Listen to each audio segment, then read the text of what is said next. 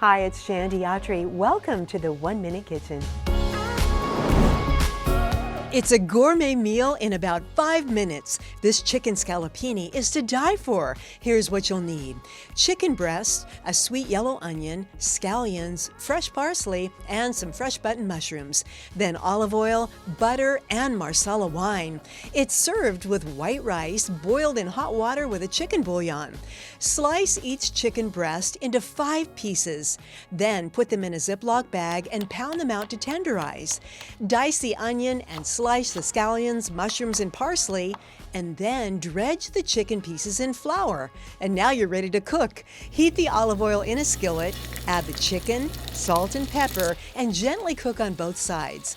Now add the magic: the Marsala wine, the butter, onions, mushrooms, scallions, and parsley, and just sauté for about 5 minutes, and this gourmet meal is done.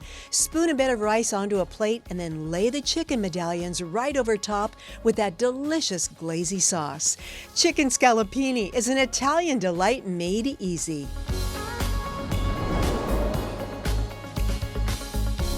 Thanks for watching the 1 Minute Kitchen. 1 Minute Kitchen proudly presented by these sponsors.